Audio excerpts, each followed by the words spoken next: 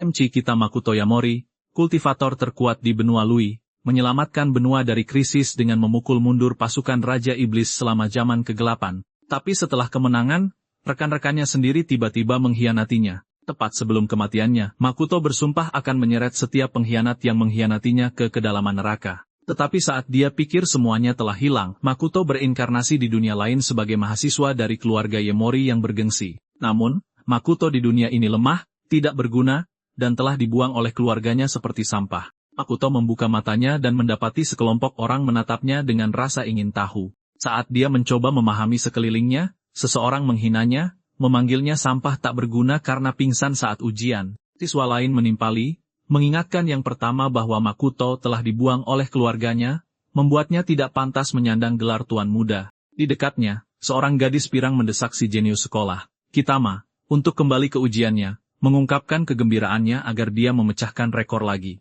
Kitama dengan percaya diri setuju, dan mereka berjalan kembali berdampingan. Guru kemudian menginstruksikan siswa lain untuk kembali melanjutkan tes kebugaran fisik. Saat semua orang berjalan pergi, mengabaikan Makoto, gelombang ingatan tiba-tiba membanjirinya. Dia menyadari bahwa dia telah berinkarnasi sebagai anak laki-laki lain, dengan nama yang sama. Di dunia baru ini, Makoto di sini memiliki tubuh yang lemah, karena meridian yang tersumbat, yang menyebabkan klannya meninggalkannya setelah kematian orang tuanya. Saat dia menelusuri ingatan ini, dia menemukan bahwa tidak ada seorang pun di dunia ini yang mengerti kultivasi. Mengamati sekelilingnya, Makoto bisa merasakan kehadiran Chi di udara. Di kehidupan masa lalunya, orang-orang Luyo menemukan cara menyerap Chi di udara ini. Makoto memejamkan mata untuk berkonsentrasi pada Chi, tetapi dia hanya bisa mendeteksi sejumlah kecil. Tanpa gentar, dia mencoba menarik energi ini ke dalam tubuhnya. Berkat pengetahuan kultivasinya sebelumnya, dia dengan cepat belajar cara menyerap Ki. Seperti kultivator berdedikasi lainnya, dia berencana untuk menyimpan energi ini dan menggunakannya untuk memperkuat tubuhnya melalui latihan yang konsisten.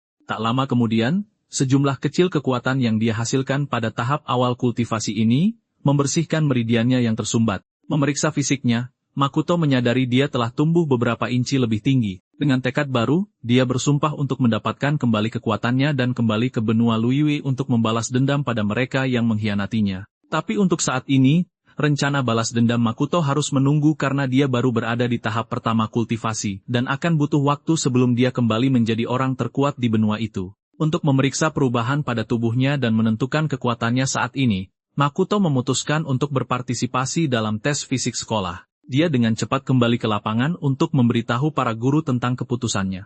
Para siswa segera mulai mengejeknya karena mencoba mengganggu giliran Kitama. Tampaknya, Kitama adalah favorit sekolah, dan dia juga telah menerima rekomendasi ke Universitas Pendidikan Jasmani yang bergengsi. Kitama bergabung dengan siswa itu untuk mengejek Makoto, menyebutnya sampah tak punya harga diri. Makoto mengabaikan semua ejekan mereka, percaya kekuatannya saat ini jauh melampaui manusia biasa. Seorang pria mengingatkannya bahwa semua orang telah keluar dari perlombaan karena tidak ada yang mau melawan Kitama.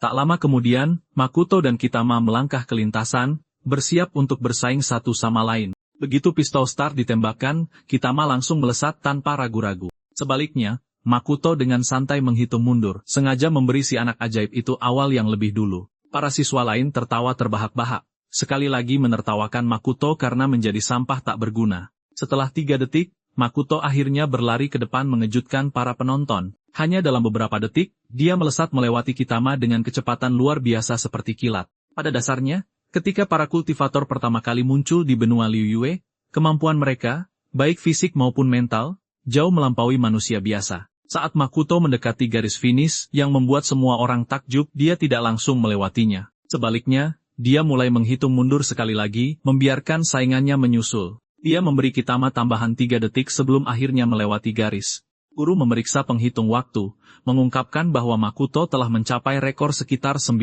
detik. Kitama juga menyelesaikan balapan, tetapi dia tidak percaya bahwa dia kalah dari sampah sekolah yang terkenal itu. Meskipun dia belum mencapai potensi penuhnya, Makoto merasa puas dengan kekuatannya saat ini. Dengan awal yang baru ini, dia berjanji untuk naik ke puncak kehebatan dan membuktikan salah semua orang yang pernah meremehkannya. Kembali di benua Liyue, Makoto dianggap yang terkuat, dan dalam sekitar 50 tahun pelatihan, dia telah melampaui banyak ahli. Dia mencapai tahap ke-7 kultivasi pada usia 65 tahun, menjadi kultivator paling kuat di benua itu. Sekarang terjebak dengan tubuh baru yang tak berguna ini, Makoto berencana menggunakan obat-obatan khusus untuk membantunya mempercepat kultivasinya. Dia memeriksa harganya hanya untuk mengetahui bahwa harganya sangat mahal, dan pemilik asli tubuh barunya adalah pecundang yang bangkrut. Makoto ingin membuat dan menjual jimat, tetapi dia bahkan tidak punya cukup uang untuk bahan tingkat rendah. Tidak ingin menyerah pada rencana balas dendamnya, dia dengan tegas bersumpah untuk mencari cara mendapatkan uang. Tepat saat Makoto masih mencoba mencari cara menghasilkan uang, Kitama, kapten klub atletik, dan anak buahnya menyudutkannya di kamar mandi. Di regu perundung ada juga Haru, kapten klub tinju. Kitama memberitahu Makoto bahwa karena aksi balapannya di lapangan sebelumnya, dia harus memberi mereka uang perlindungan yang diminta lebih awal. Dari ingatannya, Makoto teringat bahwa mereka selalu memeras uang dari pemilik aslinya. Baru minggu lalu, Kitama, Haru, Hota, dan Akira telah menyudutkannya untuk menagih uang dengan kedok uang perlindungan. Menyadari ekspresi Makoto yang meresahkan, Kitama merasa tidak nyaman dan meminta Haru untuk mengambil alih. Haru, yakin dengan kemampuannya, percaya dia bisa dengan mudah mengalahkan seseorang yang tidak berharga seperti Makoto dengan satu pukulan. Dia melayangkan pukulan pertama, tetapi yang mengejutkan mereka, Makoto menghindar dengan mudah. Makoto yang sebelumnya hanya akan menahan serangan itu, tetapi ini adalah hal yang mudah bagi Makoto yang baru dan lebih baik. Setelah menghindari serangan Haru, dia memberikan pukulan kuat yang membuat wajah Haru berubah bentuk. Selanjutnya, Makoto mengalihkan perhatiannya ke Akira, menendangnya ke samping seperti sampah yang dibuang. Hota dan Kitama berdiri kaget, tidak percaya ini adalah Makoto pengecut yang sama yang pernah mereka ejek. Makoto melirik mereka dan dengan santai bertanya apakah mereka sekarang ketakutan. Bukannya mundur, Hota dan Kitama bergegas menyerangnya. Namun, dia dengan mudah meraih pergelangan tangan mereka, menghentikan serangan mereka di tengah jalan. Dengan sangat mudah, dia meremukkan pergelangan tangan mereka, membuat mereka berteriak kesakitan. Makoto mengabaikan tangisan mereka saat dia terlihat menikmati penderitaan mereka. Tak tahan lagi menahan rasa sakit, Hota dan Kitama dengan panik memohon agar dia berhenti. Makoto kemudian melepaskan mereka, dengan mudah melemparkan mereka ke sudut seperti sampah yang dibuang. Sekarang, Kitama sangat ketakutan dan gemetar sampai-sampai dia memohon kepada Makoto untuk mengasihani mereka. Makoto setuju, tetapi saat dia mencoba pergi, Haru tiba-tiba menyerbunya. Kali ini, Makoto benar-benar menghancurkan sisa tulang di wajahnya dengan satu pukulan. Dia memperingatkan Haru bahwa dia tidak akan seberuntung itu lain kali. Melihat seluruh adegan itu, Kitama dan yang lainnya hampir terkencing di celana melihat pemandangan Makoto yang luar biasa. Makoto memerintahkan mereka untuk mengembalikan semua yang mereka ambil darinya, membuat mereka bingung. Ketika dia mengulangi perkataannya lagi dengan keras, Kitama berteriak ketakutan, berjanji untuk mengembalikannya. Dia kemudian mengeluarkan segepok uang tunai dan membungkuk dengan hormat untuk memberikannya kepada Makoto. Setelah mengambil uang tunai, Makoto keluar dari kamar mandi, berharap mereka tidak akan melaporkannya kepada siapapun. Namun, karena mereka terlihat sangat ketakutan, dia yakin mereka tidak akan punya keberanian untuk memberitahu siapapun. Dalam perjalanan keluar, Makoto memutuskan untuk segera meninggalkan sekolah, karena tidak nyaman baginya untuk melanjutkan sambil bekerja mencapai tujuannya. Dia menghitung uangnya dan puas bahwa itu cukup baginya untuk membeli bahan tingkat rendah untuk membuat jimat, yang bisa dia jual untuk menabung demi tujuan balas dendamnya. Setelah itu, Makoto membeli bahan untuk jimatnya dan bersiap untuk membuatnya. Jimat adalah benda yang digunakan oleh kultivator tingkat rendah. Dia membuatnya dengan menuangkan energi spiritual ke dalam bahan untuk mendapatkan efek mistisnya. Meskipun dia hanya seorang kultivator pemurnian Chi tahap pertama, Makoto dengan mudah memurnikannya, membuat sekelompok jimat tingkat rendah. Dia berencana untuk menjualnya dan kemudian mencari tempat yang cocok untuk kultivasi obat. Sayangnya, setelah 3 minggu, Makoto masih belum bisa menjual satu jimat pun. Dia menemukan sudut di jalan untuk memajang barang-barangnya, tetapi orang-orang menatapnya dengan jijik. Saat lari pagi, Makoto menemukan seekor anjing yang terluka parah di jalan. Dia menggunakan salah satu jimat penyembuhnya pada anjing itu untuk menguji efeknya. Seperti yang dia duga, anjing itu segera pulih dari semua lukanya. Anjing itu mengibaskan ekornya, menggonggong gembira pada Makoto, tetapi tiba-tiba menjadi galak ketika dua orang mendekat sambil berdebat. Salah satunya adalah Sho, putra tunggal keluarga Wata, dan yang lainnya adalah seorang gadis bernama Shizuru, putri keluarga Suga. Mereka tampaknya sedang mencari dan berdebat tentang seekor anjing. Mereka telah melihat anjing itu terlibat dalam kecelakaan sebelumnya, tetapi Sho tidak peduli jika anjing itu mati. Shizuru, di sisi lain, ingin mereka menemukannya dan membawanya ke rumah sakit. Tak lama, dia berhenti berdebat ketika melihat anjing di pelukan Makoto terlihat sangat sehat. Shizuru cepat-cepat menghampiri, bertanya-tanya bagaimana anjing itu terlihat baik-baik saja padahal baru beberapa saat lalu berlumuran darah. Melihat tasnya, Makoto menyadari bahwa mereka mungkin sedang menuju rumah sakit untuk menjenguk seseorang. Dia memanfaatkan situasi tersebut untuk menunjukkan jimat yang dia gunakan pada anjing itu. Makoto mencoba mengiklankan barangnya, tetapi Shu dengan marah membentaknya, menyebutnya penipu. Chizuru mengabaikan omelan Sho dan menoleh ke Makoto, bertanya apakah jimat itu bisa membantu seseorang dalam kondisi vegetatif. Sebagai tanggapan, Makoto menunjukkan jimat pembersih roh yang dirancang untuk perbaikan dan regenerasi. Dia meyakinkannya bahwa itu bekerja secara efektif untuk pasien dalam kondisi seperti itu. Sho merasa sulit untuk percaya, dan mencoba meyakinkan Chizuru untuk tidak membelinya, tapi dia mengabaikannya lagi. Makoto kemudian mendemonstrasikan cara menggunakan jimat itu, menjelaskan bahwa dia hanya perlu menempelkannya pada pasien agar jimat itu berefek. Dia menyebutkan bahwa jimat yang lebih besar berharga 400.000 yen, sedangkan yang lebih kecil seharga 200.000. Yang mengejutkan semua orang, Chizuru menawarkan untuk membayar 1 juta yen untuk semua jimat itu. Karena marah, Sho menerjang Makoto dan menuntutnya untuk pergi. Namun, sebelum dia bisa menyerang, Makoto mencengkeram pergelangan tangan Sho, dan memelintirnya dengan menyakitkan, memperingatkannya untuk mundur dan berhenti ikut campur. Meskipun Sho meronta-ronta, dia tidak bisa lepas dari cengkeraman Makoto. Sesaat kemudian, Makoto dengan mudah melemparkannya ke samping dan kembali ke transaksinya dengan Chizuru. Setelah kesepakatan selesai, dia menjelaskan tujuan setiap jimat, mengatakan bahwa yang kuning menawarkan perlindungan sementara yang merah adalah jimat bola api. Sebelum pergi, Makoto menyatakan harapannya agar Chizuru tidak perlu menggunakan jimat merah dan kuning itu. Chizuru dengan gembira berterima kasih padanya, dan menanyakan namanya. Sambil berjalan pergi, Makoto memberitahukan namanya sebelum pergi dengan anjing yang mengikuti di sampingnya. Sho, yang telah pulih dari pukulan, kembali mengeluh tentang Chizuru yang menjadi korban penipuan konyol. Meskipun dia mempercayai kata-katanya, Chizuru terus berpegang pada harapan kecil bahwa itu dapat membantu ibunya sadar kembali.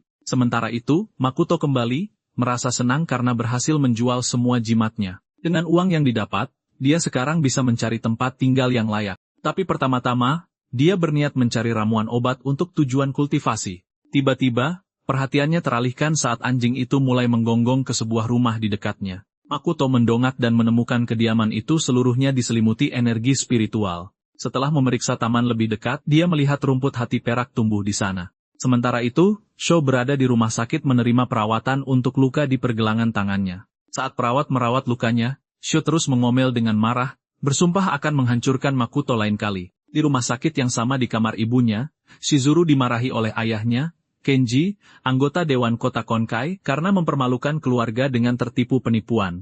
Ledakan amarahnya yang keras segera menarik bisikan mengejek dari para perawat. Mereka mengejek Chizuru karena membuang-buang uang untuk membeli jimat palsu. Chizuru mengabaikan mereka, memberitahu ayahnya, bahwa dia bersedia mencoba apa saja, untuk menyembuhkan ibunya. Ini hanya membuat Kenji membentaknya dengan marah, menyebutnya bodoh karena mempercayai hal yang tidak masuk akal seperti itu. Luapan amarah Kenji membuat Chizuru murka dan dia meneriaki ayahnya karena bahkan tidak menjenguk ibunya. Dia menyalahkannya karena menunda membawanya ke rumah sakit, yang menyebabkan ibunya jatuh koma. Kenji tidak bisa menjawab, benar-benar terkejut dengan kata-katanya. Chizuru melanjutkan, mengklaim ayahnya hanya akan pindah ke wanita lain ketika ibunya meninggal. Sekarang Kenji sangat marah dan hampir menamparnya, tetapi dia berhenti di tengah jalan. Dia berbalik untuk pergi, mengungkapkan kekecewaannya atas betapa kurang ajarnya Chizuru. Sebelum pergi, dia memberitahunya bahwa seorang perawat akan datang untuk mencabut alat bantu hidup ibunya. Chizuru memprotes keputusan itu, dan sambil meraih tangan ibunya, dia menempelkan jimat itu padanya. Tiba-tiba, cahaya terang memancar dari jimat itu, dan yang mengejutkannya, ibunya mengelus rambutnya, memanggil nama Chizuru. Seluruh kejadian itu juga menarik perhatian Kenji tepat saat dia akan melangkah keluar. Ibu Chizuru, Yoko, menatap putrinya, mengatakan betapa dia menjadi lebih kurus. Kenji kemudian bergegas keluar ruangan untuk memanggil dokter. Saat sampai di luar, dia berteriak sekuat tenaga dengan gembira, memberitahu semua orang bahwa istrinya telah sadar. Dokter dan perawat yang terkejut bergegas masuk untuk melakukan beberapa tes pada Yoko. Setelah tes, dokter memberitahu mereka bahwa Yoko akan kembali ke kehidupan sehari-harinya dalam waktu kurang dari 2 tahun. Chizuru menunjukkan jimat itu kepada mereka, menjelaskan bahwa itu menyembuhkan ibunya, tetapi dokter menolak untuk mempercayainya. Sho juga telah tiba untuk menyaksikan keributan itu, dan merasa semuanya tidak dapat dipercaya. Dokter memerintahkan perawat untuk menghubungi profesor pemenang penghargaan, Suzuki, untuk tes lebih lanjut. Masih tidak percaya, Sho sekarang mulai melihat kemungkinan bahwa dia mungkin salah besar tentang Makoto. Mengabaikan semua orang yang ragu di ruangan itu, Shizuru dan ibunya dengan gembira saling berpelukan.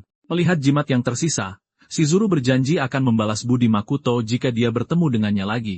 Sementara itu, Makoto telah berhasil pindah ke rumah yang diselimuti energi spiritual. Dia melihat sekeliling, puas dengan kemajuannya untuk kembali ke benua Luoyue untuk menghancurkan semua orang yang mengkhianatinya. Dengan tekad baru, Makoto bersumpah tidak akan pernah memaafkan para pengkhianat. Makoto percaya bahwa hari pembalasan dendamnya hanya akan datang lebih cepat ketika dia mencapai tahap pemurnian Ki ke-11. Untuk mencapai tahap ini, dia perlu mendapatkan mata air roh dan bahan-bahan roh untuk membantunya mencapai gelar kultivator terkuat. Malamnya, Makoto merenungkan cara meningkatkan kultivasinya. Dari kelihatannya, dia bisa merasakan energi spiritual dunia ini layu secara bertahap. Jika energi itu lenyap sepenuhnya, dia tidak akan bisa lagi berkultivasi. Makoto bertanya-tanya bagaimana dia bisa menemukan tempat atau benda yang kaya akan energi spiritual untuk membantunya keluar dari situasi saat ini. Dia khawatir tentang menemukan mata air roh atau bahan-bahan roh, tapi entah bagaimana dia beruntung menemukan rumput hati perak tumbuh di taman. Rumput ini pada dasarnya dianggap sebagai bahan spiritual.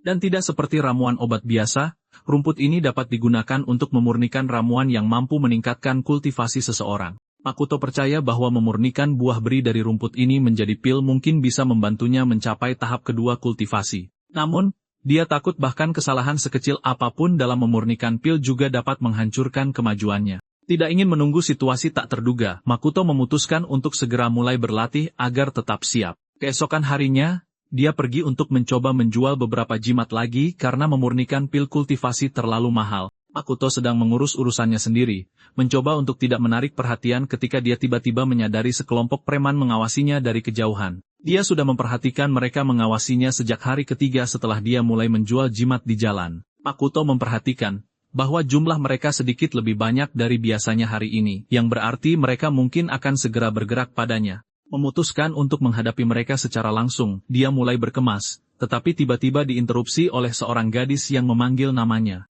Gadis itu berkata dia mengkhawatirkannya sejak dia tiba-tiba berhenti sekolah. Sementara Makoto mencoba mengingat siapa dia, gadis itu terus mengoceh tentang semua masalahnya, termasuk secara halus menyebutnya pecundang miskin. Setelah mencari di ingatannya, Makoto teringat bahwa gadis itu adalah Mochiyama, yang pernah membela pemilik tubuh sebelumnya. Dia menawarkan untuk meminjamkan uang agar dia bisa kembali ke sekolah, tetapi Makoto sama sekali mengabaikannya dan pergi. Dia mencoba memanggilnya kembali, tetapi dia menolak untuk menjawab, membuatnya curiga bahwa sesuatu pasti telah terjadi padanya. Sementara itu, Makoto terus berjalan sambil diam-diam menghitung jumlah preman yang mengincarnya. Setelah menghitung sekitar 10 dari mereka, dia menyelinap ke sebuah gang dengan keyakinan dia bisa mengalahkan mereka semua sekaligus. Melihatnya mengambil jalan memutar, para preman dengan cepat mengejarnya, sambil memegang belati. Beberapa saat kemudian, mereka menyusulnya di sebuah gang sepi dengan jalan buntu di depan. Berpikir mereka sudah menyudutkannya, para preman itu santai dengan percaya diri, menyatakan bahwa dia tidak punya tempat untuk melarikan diri. Yang membuat mereka geli, dia dengan percaya diri memerintahkan mereka untuk menyerangnya sekaligus, tetapi tidak ada dari mereka yang menanggapinya dengan serius. Makoto bertanya mengapa mereka mengawasinya selama berhari-hari. Dia mencoba membuat mereka mengungkapkan siapa yang mengirim mereka. Pria botak itu hanya memberitahunya bahwa dia telah membuat marah seseorang yang berkuasa. Pria lain mempertanyakan mengapa nona muda dari keluarga Amatani tertarik pada Makoto. Makoto sedikit bingung, tetapi dia segera teringat bahwa Setsu, nona muda dari keluarga Amatani, bertunangan dengan pemilik tubuh asli. Namun, setelah dia diasingkan dari klannya, Setsu dengan kejam mencampakannya dan membatalkan pertunangan mereka.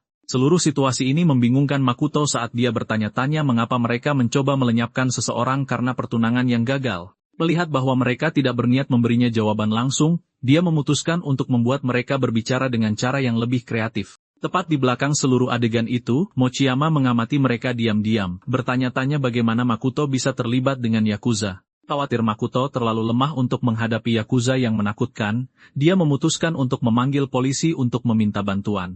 Sayangnya, seseorang menemukannya sebelum dia bisa menelepon, dan orang itu dengan cepat menangkapnya saat dia berjuang untuk melepaskan diri. Keributan itu menarik perhatian yang lain, dan mereka berbalik untuk menemukan bos mereka menarik Mochiyama dengan mudah seperti anak anjing kecil. Makoto juga terkejut karena dia tidak merasakan Mochiyama mengikutinya. Bos itu mengejeknya karena populer di kalangan gadis-gadis, termasuk bermain-main sambil mempermainkan setsu. Mochiyama mengabaikan keselamatannya sendiri, membentak Makoto menyuruhnya lari. Dia mengklaim para preman itu tidak bisa menyakitinya karena dia adalah anggota keluarga yang berkuasa. Mendengar ini hanya membuat si bos menertawakan kebodohannya. Dia dengan mengancam menyombongkan diri bahwa tidak ada yang akan tahu jika dia melenyapkannya di gang sepi ini. Memutuskan untuk menghabisinya lebih dulu, dia mengeluarkan belati, mengarah ke lehernya, tapi Makoto maju tepat waktu untuk mematahkan pergelangan tangannya dengan satu pukulan. Tanpa memberinya waktu untuk menyadari semuanya, dia mencengkeram wajah bos itu dan dengan mudah membantingnya ke tanah. Semua orang menyaksikan seluruh adegan itu dengan kaget.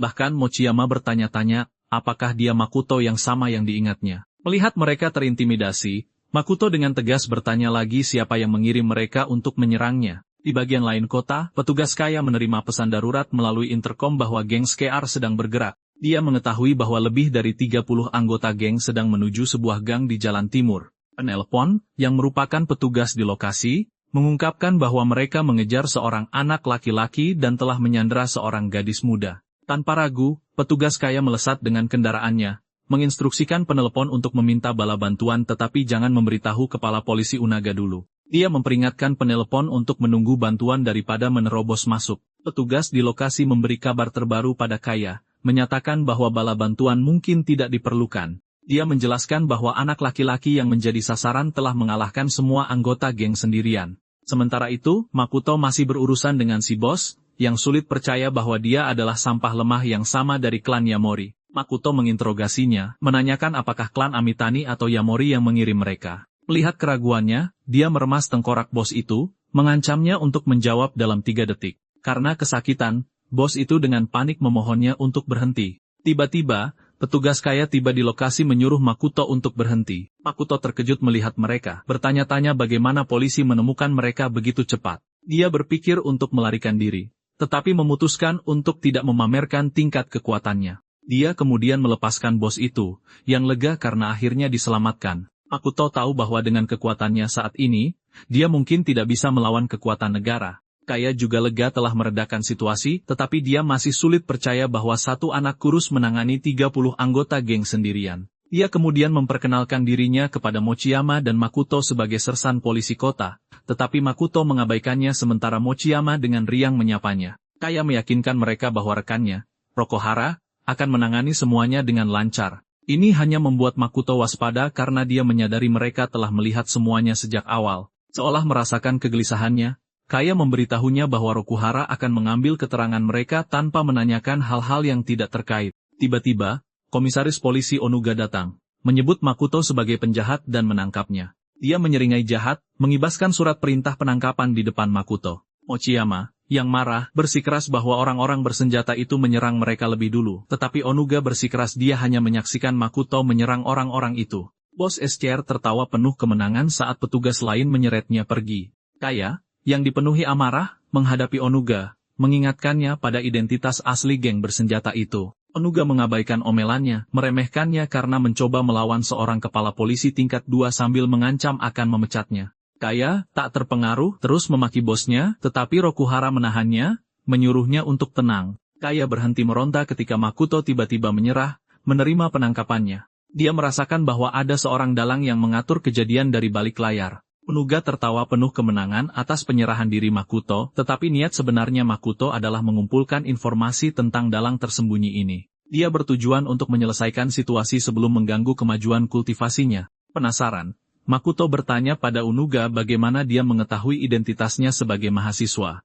Onuga terkejut menyadari dia telah membocorkan sesuatu saat menyombongkan diri. Makoto menyebutnya pesuruh dan menawarkan untuk membantu melenyapkan dalang yang sebenarnya. Onuga berpura-pura tidak bersalah, mengklaim dia tidak tahu apa-apa tentang dalang manapun. Saat dia berbalik untuk pergi, Makoto menunjukkan sebuah kancing, membuat Onuga kaget, bertanya-tanya kapan Makoto punya waktu untuk mencabut kancing itu. Saat petugas lain memborgol pergelangan tangannya, Makoto dengan santai memperingatkan Onuga bahwa lain kali, dia akan mengambil lebih dari sekadar kancing. Onuga menganggap ini tidak sopan dan bersumpah akan mengingatnya. Kembali di sel penjara, seorang petugas menarik perhatian seorang tahanan di dalam, memberitahunya bahwa target akan segera tiba. Dia memberitahu tahanan yang berpenampilan garang itu bahwa tugasnya adalah melenyapkan target. Beberapa saat kemudian, Makoto digiring ke sel yang sama. Dari ekspresi wajah kedua penjaga, dia merasakan bahwa mereka berencana untuk mengeroyoknya, tetapi Makoto tidak khawatir. Dia segera menyadari tahanan yang disewa untuk pekerjaan itu, diam-diam memperhatikannya dari sudut.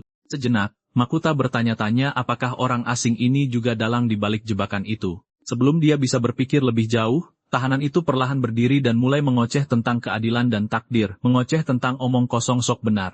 Dia memperkenalkan dirinya sebagai Funaki dan secara terbuka mengakui dia dibayar untuk melenyapkan Makoto. Jelas menikmati dirinya sendiri, Funaki memberitahu Makoto untuk tidak melawan dan menerima ajalnya dengan tenang. Makoto melangkah maju, tak terpengaruh, dan dengan tenang bertanya siapa yang menyewanya. Sejak memasuki sel, dia telah merasakan sesuatu yang tidak biasa, dan itu adalah tahanan yang memancarkan aura yang disebut Reiatsu. Tanpa ragu-ragu, Funaki menyerang Makoto, bersiap mengirimnya ke alam baka. Sangat mengejutkannya, Makoto menghilang begitu saja saat serangan itu mendekatinya. Detik berikutnya, Makoto muncul kembali di sampingnya, dan membantingnya ke tanah dengan satu serangan telapak tangan. Dia dengan percaya diri menyatakan bahwa yang lebih lemah di sini adalah Funaki. Menolak untuk mundur, Funaki meraih tumitnya dan melemparkannya ke udara, tapi itu tidak membahayakan Makoto sama sekali. Melihatnya mendarat dengan mudah, Funaki akhirnya menyadari dia mungkin telah meremehkan lawannya, tetapi itu tidak menghentikannya untuk menyombongkan diri. Mengabaikan mulut besarnya, Makoto melesat dengan cepat menjatuhkannya dengan satu pukulan. Funaki terkejut dengan kekuatan pukulan yang luar biasa. Tanpa membiarkannya memulihkan ketenangannya, Makoto turun dari atas untuk memberikan pukulan terakhir. Funaki mencoba menahan serangan itu, tetapi tendangan Makoto terlalu kuat. Masih belum belajar dari kesalahannya, Funaki dengan marah menyerangnya lagi. Sial baginya, Makoto dengan mudah menghindari serangan itu dan melayangkan pukulan kuat ke perut Funaki, benar-benar menghancurkannya. Kali ini, Funaki tampaknya menyadari perbedaan kekuatan yang besar di antara mereka saat dia meringkuk di sudut, bertanya-tanya apa yang baru saja terjadi. Tidak berencana melepaskannya, Makoto menjulang di atasnya dengan aura yang berat dan menakutkan. Dia segera membenturkan kepala Funaki ke tanah, menuntut nama dalang itu. Makoto juga menuntut untuk tahu dari mana dia mendapatkan Reiatsu itu. Sementara itu, Unaga ada di kantornya, masih terguncang oleh percakapannya dengan Makoto. Dia berteriak saat menelepon, menuntut untuk tahu monster macam apa yang mereka kirim kepadanya. Penelepon bernama Hashimoto meyakinkannya bahwa Makoto hanyalah sampah lemah yang ditinggalkan oleh klan Yamori. Unaga sedikit lega mendengarnya dan berharap mereka bisa melenyapkannya tanpa drama. Hashimoto dengan percaya diri meyakinkannya bahwa dia telah mengirim perusuh yang keluar dari Ryu untuk menanganinya. Dia selanjutnya berjanji untuk merekomendasikan Unaga kepada Tuan Aima untuk promosi sebagai kepala polisi distrik. Unaga setuju dan mengingatkan Hashimoto untuk tidak melupakan janji ini. Di sel penjara, Funaki tetap bungkam, menolak untuk mengungkapkan rahasia apapun meskipun mengalami pemukulan hebat. Makoto mengagumi kedisiplinannya. Funaki memberitahu Makoto bahwa dia meremehkannya, membuat Makoto bertanya-tanya apakah ada kultivator lain di dunia ini. Funaki menceritakan pertemuannya dengan seorang biksu tua di Ryuda beberapa tahun yang lalu yang bisa dengan mudah memanipulasi Chi untuk membelah pohon menjadi dua. Biksu itu memberinya sebotol air dewa, menginstruksikannya untuk mengencerkannya sebelum digunakan. Setelah mengikuti instruksi ini selama beberapa tahun, tubuh Funaki berubah menjadi bentuk yang luar biasa. Dari cerita ini, Makoto menyadari bahwa air dewa yang disebutkan Funaki kemungkinan adalah Reiatsu atau cairan roh. Dia berpikir apakah dia juga bisa menemukan mata air spiritual di Ryuta. Pada dasarnya, mata air spiritual terbentuk di area dengan konsentrasi energi spiritual yang tinggi. Seiring waktu, energi ini secara bertahap berubah menjadi cairan roh yang pada akhirnya menciptakan mata air. Di benua Liyue, bahkan sejumlah kecil cairan roh ini dianggap langka dan berharga karena potensi dan kegunaannya bagi para kultivator. Makoto bertanya pada Funaki mengapa seseorang sekuat dia mau melibatkan diri dalam pergumulan orang biasa. Funaki mengungkapkan bahwa dia membutuhkan sejumlah besar uang untuk anaknya yang menderita ALS. Dia lebih lanjut menjelaskan bahwa dia telah mencoba menggunakan air dewa pada putranya, tetapi tidak berhasil. Untuk mendapatkan cukup uang agar dia tetap hidup, Funaki harus mendapatkan uang cepat dengan menerima kesepakatan ini. Setelah merenungkan penyakitnya sejenak, Makoto menawarkan untuk membantu menyembuhkan anak itu. Dia menjelaskan kepada Funaki bahwa air dewa itu sebenarnya adalah cairan roh, juga disebut Reiatsu, yang bisa berbahaya bagi orang biasa. Meskipun energi spiritual biasa mungkin tidak menimbulkan ancaman, sifat pekat dari cairan roh bisa lebih banyak merugikan daripada menguntungkan bagi anak yang sakit itu. Dia menambahkan bahwa energi roh dapat digunakan dengan benar melalui teknik khusus. Dia menunjukkan jimat penyembuh yang sebelumnya dia gunakan pada anjing kepada Funaki, dan untuk menunjukkan kekuatannya, Makoto menggunakannya pada dirinya. Funaki sangat terkejut, jimat itu langsung menyembuhkan semua lukanya. Sambil memegang jimat dengan penuh kemenangan, Makoto memberi Funaki ultimatum untuk mengungkapkan identitas majikannya atau menghadapi kematian.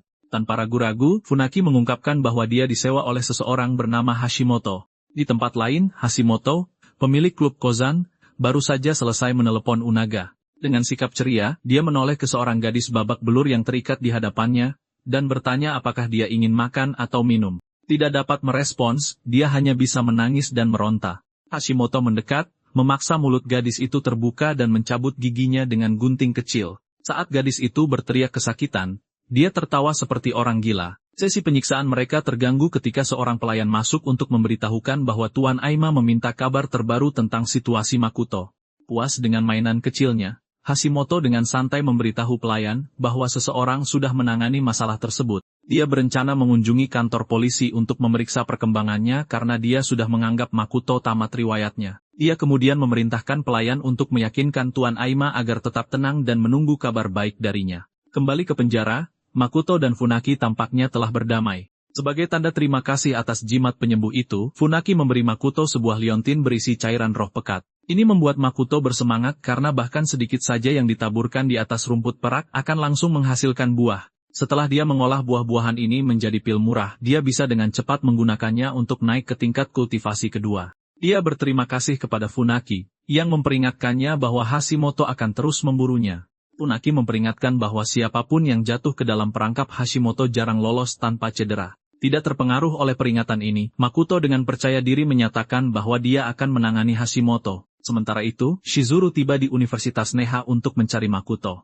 Dia telah melihat fotonya dan menemukan bahwa dia adalah sampah terkenal yang dibuang dari klan Yamori, jadi dia melacaknya sampai ke sekolahnya. Shizuru masih tidak percaya bahwa Makoto adalah adik kelas di sekolahnya. Dia segera menuju ke kantor rektor untuk mencari tahu lebih banyak tentangnya. Rektor Universitas Neha kebetulan adalah Jin, paman Mochiyama. Di dalam kantornya, Mochiyama terlibat dalam perdebatan sengit dengan rektor Jin. Dia ingin pamannya membantu menyelamatkan Makoto, tapi Jin tidak berencana terseret ke dalam masalah besar seperti itu. Namun, Mochiyama menolak untuk mundur karena dia menyalahkan dirinya sendiri atas penangkapan Makoto dan keterlibatannya dengan polisi korup. Dia kesulitan menyampaikan maksudnya sementara Kumono, seorang instruktur di universitas, mencoba menahannya. Dia meyakinkan Mochiyama bahwa Makoto akan segera dibebaskan. Saat itu juga, mereka semua berbalik dan melihat Shizuru tiba di tempat kejadian. Dia langsung bertanya kepada mereka apakah mereka sedang membicarakan Makoto. Kembali ke kantor polisi, Kaya sedang mengamuk di kantor Onaga tentang praktik korupnya. Praktik.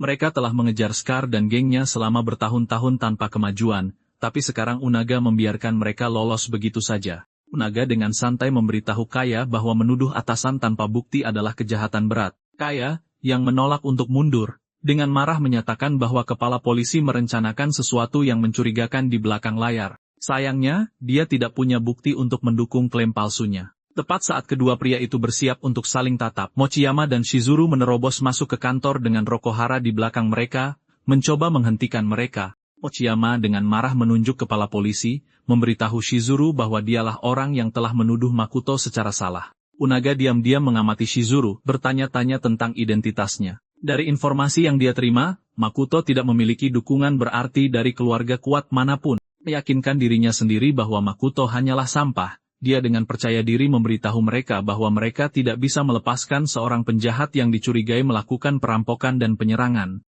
Kaya dengan marah memprotes tuduhan itu, menuntut untuk tahu kapan semua itu terjadi. Oniga memberitahunya bahwa ini melibatkan penyelidikan rahasia, jadi dia tidak bisa mengungkapkan apapun kepada mereka. Mochiyama dengan marah menyatakan bahwa memenjarakan Makoto sambil melepaskan anggota Yakuza adalah korupsi terang-terangan. Unaga, tidak terpengaruh oleh ancamannya, memperingatkannya untuk pergi atau menghadapi penangkapan karena menghalangi proses hukum. Tepat saat dia akan menelepon, Shizuru diam-diam duduk dan menyilangkan kakinya seperti bos, menantangnya untuk bergerak. Unaga kemudian memerintahkan bawahannya untuk melemparkan mereka ke dalam sel tahanan. Dia mengumumkan bahwa mereka ditahan karena dicurigai sebagai kaki tangan Makoto. Dia bahkan menskors Kaya karena menyembunyikan penjahat. Kaya, seperti biasa, membentak sebagai protes sementara Shizuru tetap tenang. Mendengar Shizuru menyebut tuduhan itu sebagai klaim palsu, Unaga tertawa puas dan kemudian memutuskan untuk memperberat hukumannya karena menghina pejabat pemerintah. Shizuru hanya bertanya apakah dia menerima bantuan khusus dari seseorang untuk menangkap Makoto. Melihat rencananya akan terbongkar, dia tergagap mencoba menyembunyikan ketidaknyamanannya dengan pertanyaan itu.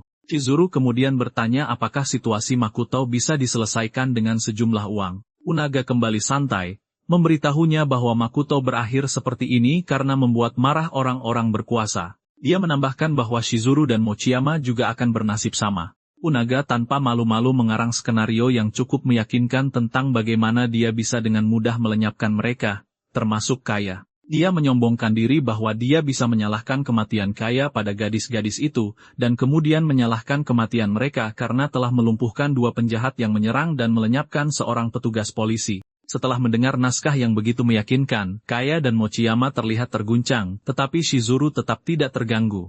Yang mengejutkan mereka, Shizuru bertanya pada seseorang bernama Direktur Oji yang sudah tersambung telepon dengannya, apakah dia mendengar semua yang dikatakan kepala polisi korup itu. Direktur Oji mengonfirmasi bahwa dia mendengar semuanya, membuat Unaga sangat ketakutan. Shizuru duduk kembali dengan percaya diri, bertanya apakah dia perlu memperkenalkan dirinya lagi. Dari ujung telepon yang lain, Direktur Oji membacakan tuduhan Unaga dan bahkan menyebutkan bahwa dia mengancam anggota keluarga seorang anggota dewan. Atas semua kekejamannya, Unaga segera diskors sambil menunggu interogasi atas kejahatannya. Direktur Oji juga memberitahu mereka bahwa dia akan segera tiba di kantor untuk bergabung dengan mereka. Setelah mencerna semuanya, Unaga merosot di kursinya, masih terguncang dan bertanya-tanya keluarga anggota dewan mana yang telah dia singgung. Untuk menjawab pertanyaannya, Shizuru kemudian mengungkapkan bahwa dia adalah nona muda dari keluarga Suga di kota Nehai. Pada saat itulah Unaga menyadari bahwa dia telah membuat kesalahan besar. Sementara itu, kembali di sel penjara, Makoto masih terkesima dengan hadiah barunya dari Funaki. Jumlah cairan roh yang tersimpan di dalamnya cukup kecil, jadi dia berpikir bahwa itu hanya bisa digunakan sekali. Indranya menajam saat dia merasakan seseorang mendekat, dan Makoto berbalik, terkejut melihat Shizuru dan Mochiyama berdiri di sana. Pada titik ini, Hashimoto telah mengetahui bahwa semua rencananya telah digagalkan. Dalam keadaan marah, dia mulai menghancurkan benda-benda di rumahnya, frustrasi karena satu anak buahnya hampir mati sementara yang lain masuk penjara. Setelah menghancurkan beberapa vas, dia merenungkan langkah selanjutnya. Menyadari bahwa kegagalan misi keluarga Aima bisa membahayakan nyawanya sendiri. Menolak untuk menyerah, dia memutuskan untuk mengirim pengawalnya, yang dia yakini adalah orang terbaik untuk pekerjaan itu. Dia memerintahkan pengawal itu untuk membawa Makoto kembali hidup-hidup, bersumpah untuk melenyapkan sampah itu dengan tangannya sendiri. Makoto sekarang sudah kembali ke rumah, dan seperti biasa, dia bangkrut setelah membeli beberapa bahan untuk pemurnian pil. Dia segera memurnikan pil itu, dan memasukkannya ke dalam mulutnya tanpa membuang waktu. Setelah meminum pil itu, dia bisa merasakan efeknya yang luar biasa hampir seketika saat dia melayang di udara dikelilingi oleh cahaya keemasan. Meskipun pil itu tidak murni, Makoto puas dengan efeknya, yang merupakan sesuatu yang istimewa untuk tempat dengan sedikit energi spiritual. Akhirnya, dia berhasil menembus tahap pemurnian Chi tingkat 2 seperti yang telah dia dambakan. Dia melatih langkah bayangan awannya, yang belum pernah dia gunakan sejak reinkarnasinya, dan kecepatannya bahkan membuat anjing itu takjub. Makoto puas dengan hasilnya, dengan percaya diri menyatakan bahwa kecepatan peluru tidak ada apa-apanya dibandingkan kecepatannya. Setelah itu, dia berpikir tentang bagaimana cara mendapatkan pasokan cairan roh berikutnya, karena dia sudah menggunakan yang diberikan Funaki. Dia mempertimbangkan untuk pergi ke Ryuta untuk mencoba peruntungannya, tetapi pergi ke sana melalui rute normal dianggap berbahaya. Oleh karena itu, Makoto memutuskan untuk mengandalkan kontak lokal yang dia terima dari Funaki. Namun, masalah utamanya adalah uang karena dia akan membutuhkan sekitar 2 juta ribu yen, hanya untuk prosedur masuk saja. Saat itu, sebuah iklan televisi untuk produk kecantikan menarik perhatian Makoto. Di dunia di mana wanita terobsesi untuk terlihat awet muda, dia melihat peluang untuk memanfaatkan tren ini. Dia mengambil sebuah paket dari meja, tidak sabar untuk menggunakan isinya di pesta yang akan datang.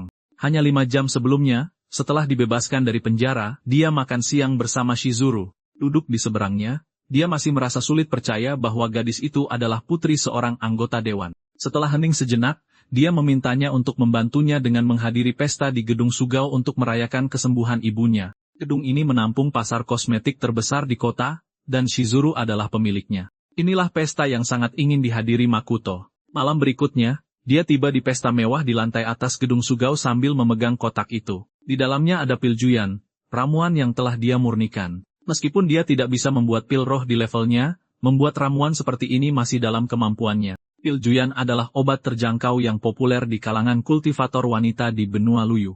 Makoto berencana menjual beberapa kepada wanita kaya di pesta itu untuk mendapatkan 2 juta ribu. Memindai kerumunan, dia melihat Shizuru dan keluarganya, dan dia bersiap untuk menarik pelanggan sasarannya. Shizuru sedang berurusan dengan bibi dan pamannya, Eno dan Shiro Hoshisu, yang mendesaknya untuk segera menikah. Masih di usia 30-an, mereka menjulukinya perawan tua dan memperingatkan bahwa dia mungkin akan berakhir seperti perawan tua keluarga, Masami. Shiro bahkan menghina Masami, menyebutnya tidak berguna. Masami mencoba membela diri tetapi kesulitan menemukan kata-kata yang tepat yang hanya membuat Shiro semakin tak henti-hentinya. Yoko, yang sekarang frustrasi, menyuruh Shiro berhenti, sementara Shizuru mengingatkannya bahwa Masami membesarkannya dan banyak orang lain setelah nenek mereka meninggal. Tidak terpengaruh, Shiro mendesak Yoko untuk meyakinkan Shizuru agar segera menikah. Yoko, yang masih dalam masa pemulihan dari koma panjang, batuk mendorong Shizuru untuk memeriksanya. Meskipun suasananya tegang, Shiro tetap agresif bahkan menyarankan sebuah keluarga untuk dinikahi Shizuru. Dia memperingatkan bahwa jika dia tidak segera menikah, dia mungkin akan menjadi barang cacat. Masami mencoba menyuarakan pendapatnya, tetapi Shiro memotongnya, menambahkan bahwa tidak ada produk kosmetik yang bisa mengembalikan masa mudanya. Pada saat itu, Makoto mengambil kesempatan untuk angkat bicara. Dia mengkritik Shiro karena menghina Shizuru, seorang tokoh terkemuka di industri kosmetik.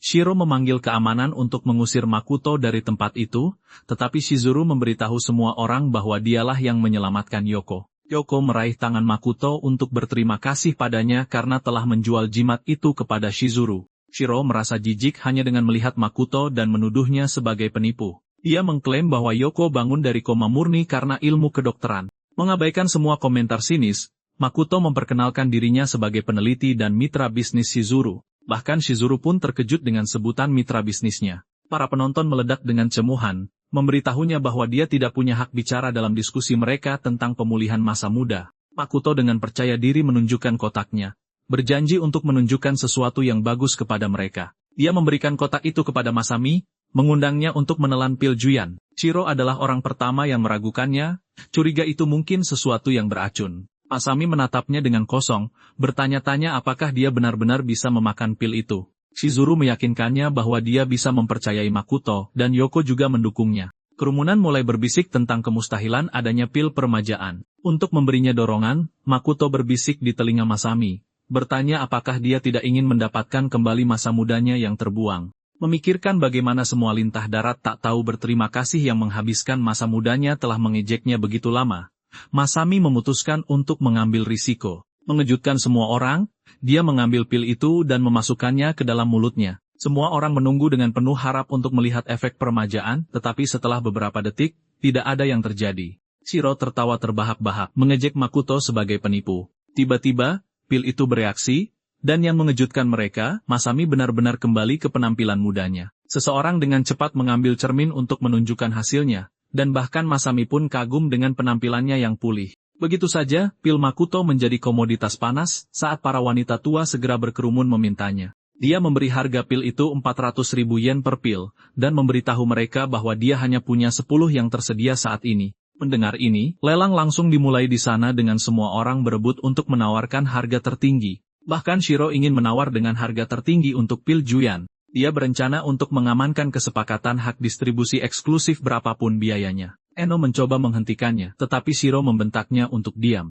Dia percaya Makoto bisa dicuci otak cukup lama bagi mereka untuk menikahkan Shizuru dengan keluarga Ocho. Shiro benar-benar berencana untuk menjualnya dengan kedok pernikahan untuk menerima sejumlah besar uang dari keluarga Ocho. Pada saat itu, seorang pria gemuk dari grup Hozan mendekati Makoto dengan tawaran 4 juta ribu yen untuk hak distribusi eksklusif pil Juyan. Perwakilan perusahaan lain dengan cepat membalas dengan tawaran 20.000. Shiro kemudian campur tangan dengan percaya diri, mendesak semua orang untuk tenang. Dia meminta percakapan pribadi dengan Makoto, dan mengajukan tawaran 30.000 bersama dengan proposal bagi hasil. Dia menjelaskan bahwa dia mendapat 70% dari keuntungan sementara Makoto mendapat 30%. Mengklaim itu adalah kesepakatan yang bagus karena mereka akan menggunakan pengaruh keluarga Hoshisu. Mendengar ini, Shizuru menyebut keluarganya tong sampah tanpa koneksi apapun, yang membuat Shiro marah. Shiro mengingatkannya bahwa dia berkerabat dengan mereka dari pihak ibunya. Chizuru mengingatkannya bahwa dia kehilangan hak itu ketika dia kehilangan lebih dari 100.000 menggunakan perusahaan peninggalan neneknya sebagai jaminan. Shiro mencoba menyangkal tuduhan itu, tetapi dia mengeluarkan bukti dan mengancam akan membacakannya dengan keras. Asami dan Yoko, yang tidak tahu apa-apa, juga terkejut mendengar dia menghancurkan perusahaan ibu mereka. Shiro, yang sekarang gemetaran ketakutan, bertanya pada Chizuru bagaimana dia menemukan bukti itu. Chizuru lebih lanjut mengungkapkan bahwa Shiro hanya datang ke pesta untuk meminta uang dari Yoko sama seperti dia menguras neneknya sampai kering. Jelas melihat rencananya, dia menyatakan bahwa dia tidak akan memberinya sepeser pun. Dia juga menemukan bahwa dia berencana untuk menipu Makoto karena dia bahkan tidak memiliki 30.000 yen. Shiro, yang benar-benar kalah, berlutut, memohon bantuannya. Dia tanpa malu meminta Yoko untuk membantunya memohon pada Chizuru. Namun, Yoko menolak, dengan jelas menyatakan kekecewaannya padanya karena telah menghancurkan warisan ibu mereka. Seperti anak mama klasik, dia berpegangan pada rok Masami, memohonnya untuk campur tangan karena dia adalah pria terakhir yang tersisa di keluarga. Muak dengan lintah darat yang tidak tahu berterima kasih ini, Masami mendorongnya ke samping, menolak untuk membantu. Pada akhirnya, Shiro dihadapkan oleh kelompok wanita yang selalu dia pandang rendah. Chizuru memberinya ultimatum. Entah masuk penjara atau jual perusahaannya kepadanya hanya dengan 1 yen, membuatnya benar-benar hancur. Para penonton mengejeknya dengan mengatakan dia pantas menerima nasib ini. Chizuru kemudian beralih ke Makoto, menawarkan untuk memperkenalkannya kepada seorang profesional bisnis yang lebih kompeten. Dia menjelaskan bahwa 40.000 adalah harga yang wajar, dan dia harus bertujuan untuk mempertahankan 80% dari keuntungan. Dia memperingatkannya untuk tetap waspada karena para hiu di pesta ini akan memanfaatkannya. Yang mengejutkannya, Makoto memutuskan untuk mempercayakan segalanya padanya. Malam harinya, dia mengantarnya kembali ke apartemennya dan berkomentar betapa bagusnya tempat itu. Makoto memberitahunya bahwa itu hanya sewaan. Dia berterima kasih atas tumpangannya dan Chizuru meyakinkannya, memanggilnya temannya. Terkejut dengan istilah itu, Makoto terkejut ketika dia mengulanginya, dan mengulurkan tangannya untuk menyegel persahabatan mereka. Setelah percakapan mereka, dia diam-diam masuk ke dalam, masih merenungkan segalanya. Dia menatap bulan, menyadari bahwa kehidupan baru ini mungkin tidak seburuk itu. Saat memasuki rumahnya, Makoto disambut dengan pemandangan mengejutkan anjingnya yang tergeletak di genangan darahnya sendiri. Belati itu tetap di tempatnya, berfungsi sebagai peringatan yang mengerikan, dan seluruh pemandangan itu membuat Makoto sangat marah. Beberapa saat yang lalu, seorang pria mencurigakan telah menelepon Hashimoto untuk memberitahunya bahwa Makoto tiba di rumah dengan seorang gadis. Untuk membuat Hashimoto merasakan keputusasaan, mereka berencana untuk menangkap Chizuru. Hashimoto bahkan menyombongkan diri di telepon tentang peringatan yang mereka tinggalkan di dalam rumahnya. Makoto bergegas masuk dengan cepat untuk memeriksa anjingnya, dan, untungnya, anjing itu masih bernapas. Berharap jimat penyembuh bisa menyembuhkannya, dia mencabut pisaunya dan meletakkan jimat itu di anjingnya. Sementara itu, seorang penyusup mengintai dalam bayang-bayang tepat di atas, mengamati Makoto. Dia tiba-tiba menyerbu ke bawah bersiap untuk menyerangnya dari belakang. Yang mengejutkannya, Makoto dengan cepat menghilang bersama anjingnya dan muncul kembali di belakang, membanting penyusup itu ke tanah dengan satu tendangan. Lebih banyak pembunuh bayaran segera muncul di tempat kejadian bertanya-tanya apa yang baru saja terjadi. Makoto dengan lembut mendorong anjing itu ke samping untuk menghadapi mereka sendirian. Dia menatap mereka dengan penuh amarah dan tanpa ragu, mereka menyerbu ke arahnya. Seorang pria mengingatkan mereka untuk menjaga Makoto tetap hidup sesuai perintah majikan mereka. Begitu mereka melihat betapa mudahnya Makoto menangani satu orang, yang lain berhenti melangkah, ngeri dengan apa yang baru saja mereka saksikan. Mengabaikan perilaku sombong Makoto, pria bodoh lainnya segera menyerbu masuk, hanya untuk lengannya terkoyak seperti sosis. Menolak untuk melepaskannya, Makoto mematahkan lehernya seperti merobek kalkun Thanksgiving. Saat ini, anggota geng lainnya sudah ketakutan. Jadi mereka mengeluarkan senjata besar berencana untuk melumpuhkannya dengan mengincar anggota tubuhnya. Namun, yang tidak dipahami oleh para pecundang ini adalah bahwa Makoto sudah lebih cepat dari peluru. Tidak terganggu oleh tembakan mereka, dia berbelok dengan cepat seperti kilat, menghindari peluru. Makoto bersumpah akan menjatuhkan mereka satu persatu sampai mereka memohon ampun dan mengungkapkan siapa yang mengirim mereka. Di lokasi lain, Chizuru mendapati dirinya ditangkap oleh Hashimoto yang gila, yang berniat untuk memuaskan hobi gilanya dengannya. Meskipun mengenali dia sebagai putri dari anggota dewan terkenal, Kenji Suga, Hashimoto sangat ingin mempermainkannya. Dia memastikan identitasnya sekali lagi, menikmati momen itu. Saat Chizuru mulai meronta, ponselnya berdering. Hashimoto menjawab menanyakan perkembangan situasi Makoto. Yang mengejutkan, suara Makoto terdengar mengungkapkan bahwa semua anak buah Hashimoto telah dihabisi. Mengambil kesempatan, Hashimoto membual tentang menangkap Shizuru, yang hanya membuat Makoto semakin marah. Makoto memperingatkan Hashimoto untuk melepaskannya atau menghadapi konsekuensi berat, tetapi orang gila itu hanya mengejeknya sebagai balasan. Hashimoto dengan gembira memberi Makoto 40 menit untuk tiba, mengancam akan menyiarkan langsung dirinya menyajikan Shizuru seperti sushi jika dia tidak datang. Setelah menyuruhnya menemukan lokasi mereka, Hashimoto tiba-tiba menutup telepon. Marah, Makoto menghancurkan ponsel murahan di tangannya. Hashimoto melanjutkan hobi mengerikannya dengan Shizuru, berencana merekam video teaser sebelum acara utama. Dia melepas lakban dari mulutnya, tetapi saat dia akan melanjutkan, terdengar ketukan di pintu. Saat dia membukanya, penjaganya memberitahunya bahwa alarm kebakaran telah terpicu di gudang. Hashimoto dengan cepat memerintahkan mereka untuk menonaktifkan alarm yang rusak untuk menghindari kunjungan tak terduga dari polisi. Memilih untuk menangani situasi itu sendiri, dia menyuruh para penjaga untuk mengawasi pintu sementara dia keluar untuk menyelidiki alarm. Beberapa saat setelah dia pergi, seseorang memukul penjaga begitu keras hingga pintunya hancur. Shizuru mendongak untuk melihat apakah Makoto datang untuk menyelamatkannya. 1 jam yang lalu, Funaki tiba di alamat Makoto untuk mengantarkan surat pengantar ke Ryuta, tetapi dia tidak bisa menghubungi Makoto melalui telepon. Dia memeriksa ulang alamatnya untuk memastikan dia berada di tempat yang benar. Saat itu, dia mendengar seseorang memberitahu Hashimoto bahwa Makoto telah pulang bersama pacarnya. Dari percakapan itu, dia mengetahui bahwa 6 pembunuh bayaran sedang menunggu untuk menyergap Makoto di dalam rumah. Dia juga melihat mereka memaksa Shizuru yang pingsan masuk ke dalam kendaraan. Funaki diam-diam mengamati kejadian itu dari sudut.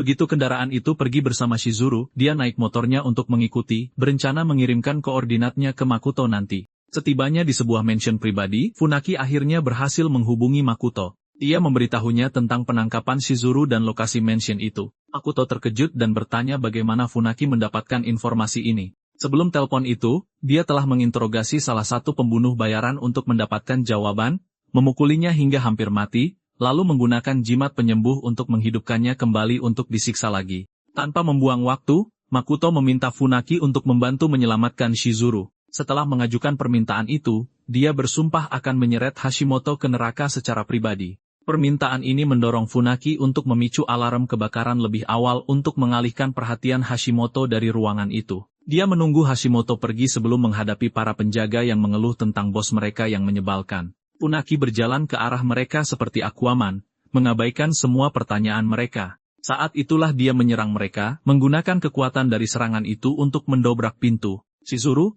yang tampaknya linglung, memanggil nama Makoto, mengira dia datang untuk menyelamatkannya. Namun, itu hanyalah Funaki yang menjalankan permintaan Makoto untuk menyelamatkannya. Funaki mengangkatnya seperti karung beras dan kabur dari tempat itu sebelum Hashimoto bisa kembali. Dia mencapai pintu yang menuju ke taman belakang tempat mobil diparkir dan terus maju, berharap bisa kabur sebelum ada yang menyusul. Tepat saat dia meraih gagang pintu, sebutir peluru menembus pahanya. Benturan itu membuatnya jatuh ke tanah dengan Shizuru di pelukannya.